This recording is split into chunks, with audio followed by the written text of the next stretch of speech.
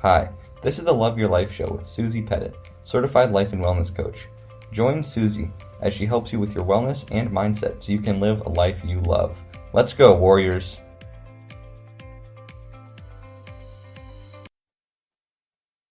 Warriors, hello, and welcome to another episode with me, Susie Pettit, your certified life and wellness coach. And I'm so thrilled you're here. I'm thrilled every week, but I'm especially thrilled because if you're listening to this real time, it is my birthday month. Woohoo! Which means as a coach, I do two things.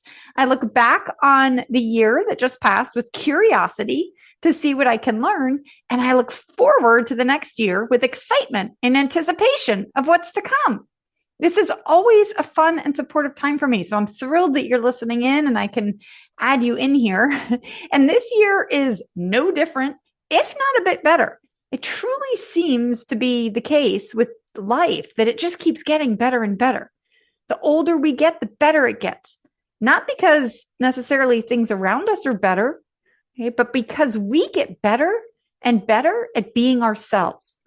At leaning into the true nature of us and being ourselves. I've had great fun doing that this past year. As I turned 50, I turned 50 last year and I went big. I chose to make my 50th year all about digging out my codependency tendencies to see where I was acting codependently in my relationship. What fun, right? Actually, it is. It's like the life of a coach. I'm like, woohoo, super fun. And boy, have I learned a lot. Okay. And I hope that you know, as you listen to this podcast, that I am no perfect unicorn with my act all together. I consistently try to get on here to share some of my learnings with you, specifically in the arena of familiar relationships. Okay. As that's how we all learn to live this life we love, learn more about ourselves. Okay. In familiar relationships, that's where I see so many of us acting codependently and struggling. The relationships with our parents, the relationships with our kids, the relationships with our siblings, etc. If you're new to the Love Your Life show and you haven't yet listened to the podcast episode on manuals, please grab the free podcast roadmap at smbwell.com/roadmap. I'll have the link below. If you're listening to Apple Podcasts, you can just scroll below. That link will be in purple. You can click on it. Okay. As that episode alone catapults women into healthier relationships, that awareness alone. Okay. Now, if you've been listening to this show for a while, come back to me, attention here. And I invite you to also go to that link or to go to the show notes, which will be underneath in purple at smbwell.com/218 and re-listen to the manual episode.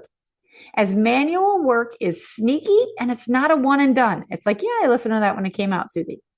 In fact, I probably revisit my manuals every 3 to 6 months and journal a bit on them to make sure my brain is not doing any sneaky stuff. Okay. Which my brain usually is. I'll also put a link to the quiz, How Codependent Am I? As that's something that I developed this year when I was doing this work with myself. And I realized that we have been raised in a society. When we were raised, our society really encouraged codependent behavior. And being aware of this, what the quiz will show you, how codependent am I, will make sure, first of all, awareness is the first step to change. And it will also help us to see that we're not passing that down to the next generation. That is work worth doing, dear warrior. Now, on to the show. As I've reflected this past year on my codependent tendencies and ways of showing up in my relationships, I definitely reaffirmed that one of the core foundations of my Parenting Teens program is one that not only comes out when I'm parenting my teens, but it also comes out in all my foundational relationships of my life. Okay. And so as you listen to this episode, ponder these questions. In which of your relationships do you feel stress? When you get reactive in your relationships, okay, like when you get into that fight, flight, freeze, or fix mode, what are you thinking about? What is the thought or belief that's driving your reactive behavior? Okay, when's the think of the last time you yelled or got into an argument. Okay. Or maybe you're the shove it down type. The like, oh, it's fine. And you eat or drink your angst away. That's the freeze, by the way. Relationships involve conflict. Ignoring it or pretending it's not there is not a solve. That's shoving it under the rug. I shoved it under the rug for far too many years. No more rug shoving, warriors. Okay, so come on back to the questions and think of the last time you yelled or you got into an argument, okay, or you shoved it under the rug. Okay, what is the thought you were thinking? So, as my listeners, I invite you to choose a time in your schedule and to come back and answer these questions. Finish listening to this episode, but head to the show notes at smbwell.com/218. I'll have the questions written out in the show notes for you. Okay, when we do the work, we change our behavior. Listening is great, okay, but it's a pretty passive skill. We want to do the active skill too of getting our thoughts out of our head and seeing how what Susie's saying is relating to your life. Couple more questions. Where and when are you critical of yourself? When you make a mistake, what does the voice in your head say? When others in your life, like your spouse or your kids or your siblings or your parents, make a mistake, what does the voice say? And that's what this episode is about. It's about this concept I want to talk to you about. It's something I teach in the Parenting Teens program, and it's quite simple, actually. It's the simple thought or belief that we are good inside. Okay? Maybe we've done bad things. Like, of course we've done bad things. How can you not do bad things in life? But the belief that we are fundamentally good inside is one that I choose to believe and practice, and it has served me so well in my 50 years here on this planet. And I want to bring that information and that knowledge to you today. Okay, how that belief impacts us and affects the relationship we're in. Today, I want to really zoom in on our most important relationships and how that belief impacts the most important relationships, namely the one you have with the people you live with. So your kids, your partner, maybe your parents, and the one you have with yourself. And we'll start with that one, the one you have with yourself. That is your closest and most important relationship, warriors.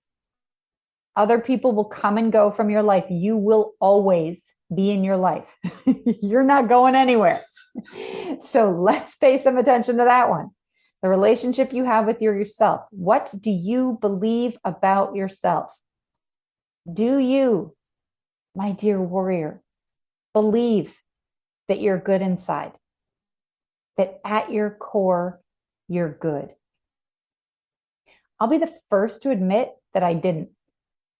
I absolutely did not. And I am currently working really hard on believing this belief and catching myself when I go back into my old patterns.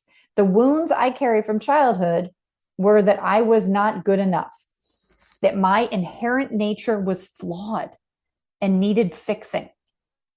Does this sound familiar to any of you Christians out there? Born a sinner? I learned at an early age that I could not trust my own internal voice and needed to ask others, my parents, teachers, people I thought had more authority than me, to get the quote, unquote, right answer. Though they didn't explicitly say it, the underlying belief was one of fear that if left to my own devices, I would make a bad decision or choice. This is a belief that I am constantly and consistently, and I'm committing to you right here, I am working to reframe. Okay, remember, a belief is just a thought we think over and over until we form such a deep neural pathway that we believe it's true. We don't even question it as a thought anymore. We no longer see it as a thought we're choosing to think.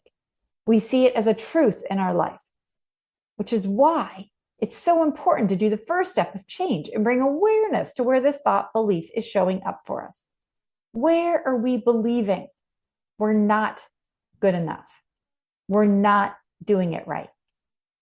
Where do we believe we should be doing it differently? Please don't skip over this. This is this slight mindset shift of you being a good person, making bad choices or doing bad things versus being a bad person is fundamental to our self-image and how we carry ourselves in our relationships and lives. If I could wave a magic wand and change everyone's brain to believe that you are good inside, that you have an inherently good nature, that your inner compass, inner warrior, inner guidance system is not in fact broken, but one that you should rely on, I'd be waving my wand all over the place, all over the place. I can't though. So I need you to wave your wand. Does this mean we're always making quote unquote good decisions? No way. We're human. But in having this core belief that we're good inside, we are better able to grow. We can't grow from shame and blame. I've said that before on the show. I will say it again. When we think we are bad or wrong, we start from a place of shame. Whereas if we know and believe we're good inside, we adopt a curious growth mindset and think, that happened. I wonder why. Okay, instead of my mean inner shame voice of like, oh my God, there you go again. Better watch out for her. That's Susie. Now, acting from shame, whether as an adult or as a kid, does not lead to long-term behavior change. Practice thinking, I am good inside. Begin to practice thinking, I am good inside. I'm a good woman who makes mistakes. Dear warrior, ask yourself, where can you cut yourself some slack? Where can you show yourself some grace? Where can you believe a little harder that you're good inside? Bring those answers to our monthly membership call or a coaching session. Okay, this is work worth doing. Now, moving on to the relationship you have with the people closest to you, your kids or your partner. Okay, choosing to practice the thought that they are good inside will serve everyone as well. Okay, how does this show up with our partners or kids? In all ways. Say they're behaving in a way that seems unregulated or is triggering to us. Okay, sort of back to that first question, like when do we fight, flight, freeze, or fix? If we can pause, exhale, and then look at the situation through this good inside lens, like what must be going on in their head to have them act this way? We're going to be much calmer and less reactive. Or as one of my favorite child psychologists, Dr. Becky says, why would a reasonable person act the way they're acting? I love that question. Okay. We have a lot more space to respond calmly and helpfully instead of reactively and like a crazy woman. I've been there. When we lead with the belief that our kids or our partner or our parents or our siblings are good people doing odd, annoying things, we keep our mind open and receptive. We can be a kind and compassionate observer. Okay, so here's an example. I know my listeners love examples. Let's take morning with a teen. A random morning, we tell our teen that we'll pick them up after school at 3 for the dentist. Simple, right? Parents everywhere are laughing. They're like, that's not simple, Susie. The reality is, we say, hey, we'll pick you up at 3. And they look at us like we are Satan. They slam their toes down and say, oh my God, you're so annoying, Mom. They storm out of the room or something.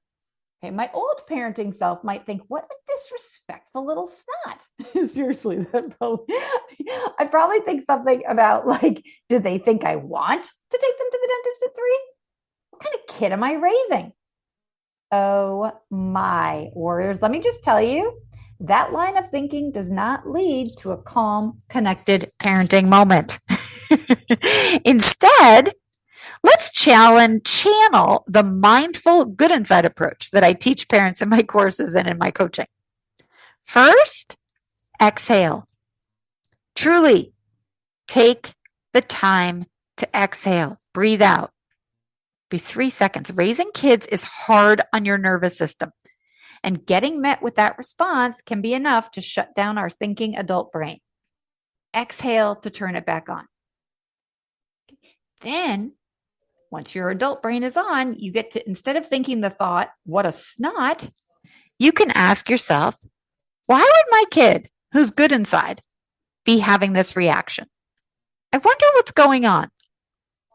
It's a simple shift, but can you see how it can make all the difference in our feeling state, in our morning, and ultimately in our relationship with our teen. Instead of taking it personally and making their snarkiness mean anything about you, you step into your adult mind, your non-reactive mind, and get curious. Okay? That's a sort of small example, but this works with an even bigger situation or circumstance where you may feel like the consequences might be greater, like lying. Okay, kids lie. Say your kid tells you she's sleeping over at Becky's house and watching a marathon of movies.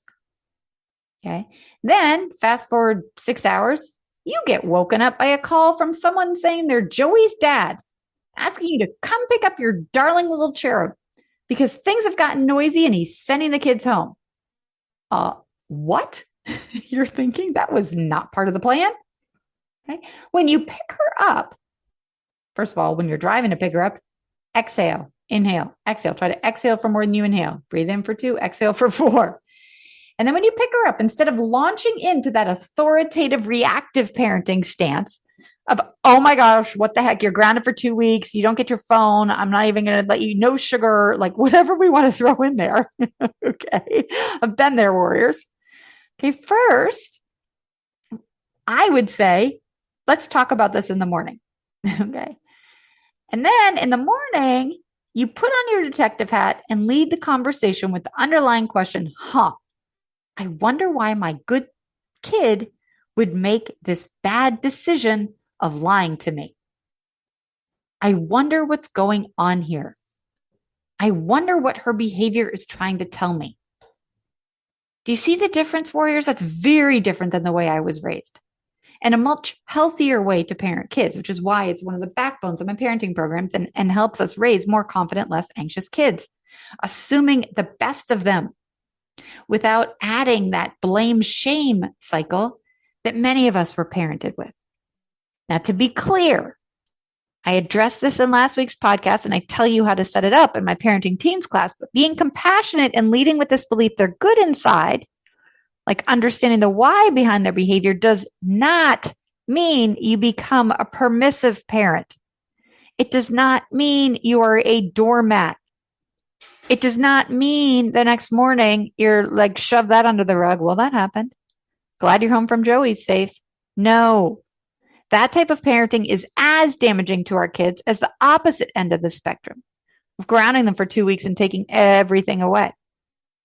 Okay, setting up a house structure where you have clear boundaries and guidelines is super important for our child's development.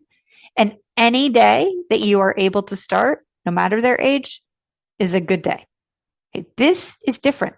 This is making sure that the thought behind your action is not coming from a victimy, unhelpful place for you as a parent. Okay. I want to look at quickly where you can also see where this good inside belief can also show up with your partner or your parents or other people in your life. Okay, say your partner is snippy with you, or say they're late for dinner, or say they leave their sweating running clothes in that pile again. Okay.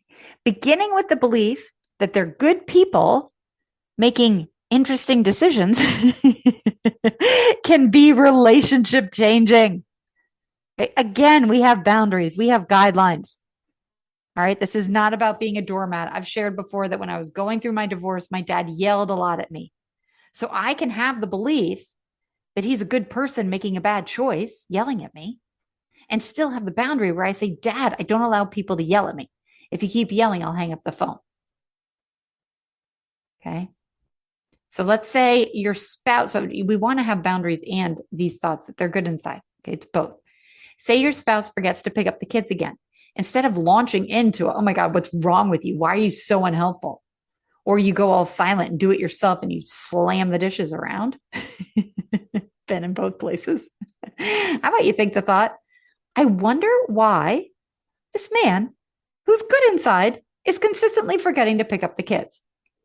Okay. Or back to Dr. Becky's magical question. Why would a reasonable person act the way he did?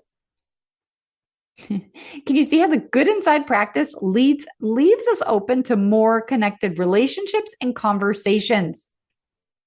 In fact, if any of you have done any marriage counseling or reading about marriages or long-term relationships, I'm sure you've come across the OG of marriage therapist, Dr. John Gottman of the Gottman Institute. Okay. And this good inside belief I'm speaking about correlates with what his research shows is one of the leading factors of long-term healthy relationships. And that's the assumption of good intent, as he puts it. Essentially assuming the intent behind someone's action or behavior was good, not intentionally bad. Okay. When we are reactive, we're coming from that bad inside or bad intent thought. But when we slow it down, exhale, and come from the good inside, good thought, we're much more able to be connected. So instead of thinking like something like the bad intent thought would be thinking that he's thinking, I'm going to piss Susie off by forgetting to pick up the kids. Okay. Or I'm going to intentionally provoke Susie by leaving my smelly running clothes on the floor in a pile again. Okay. Instead, we choose that good enough thought and the thinking that he's coming from a good intent. Okay. Can you see how that would be helpful? All right, warriors, this is enough for this week. Let's look at where we can shift out of our thinking that someone's doing something to us to a good inside belief, including ourselves. Where can we get into that curious, compassionate place in our relationships with ourselves and those that we love most to bring more connection and feel better? That is work worth doing, dear warrior. Okay, don't forget to grab the questions in the show notes. And if you have a kid over the age 10 in your life and have not yet taken my Parenting Teens class, head over now. This counts even if your kid is 26. If you don't have this knowledge, you're going to be in relationship with your kids until the day you die. Okay? This is knowledge worth having and knowing, and it helps people so much. Yes, you can do this on your own, but it will take longer and is harder. My impression is that many of you don't have a shit ton of excess time and are not cognitive behavioral experts. I have my master's of education. I've been doing this for over 2 decades. Spend a small amount of money today to save yourself time and make a big difference in your life and the life of the people you love today. smbwell.com/parenting. Let's go, warriors. I love you. I support you. You matter to me, and I know you are good inside. Let's practice that thought together this week.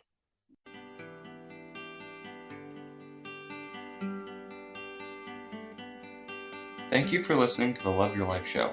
If you want to hear more from Susie and support the show, be sure to subscribe to this podcast on iTunes. Also, leave a review and share this podcast with friends and family. Go get 'em, warriors.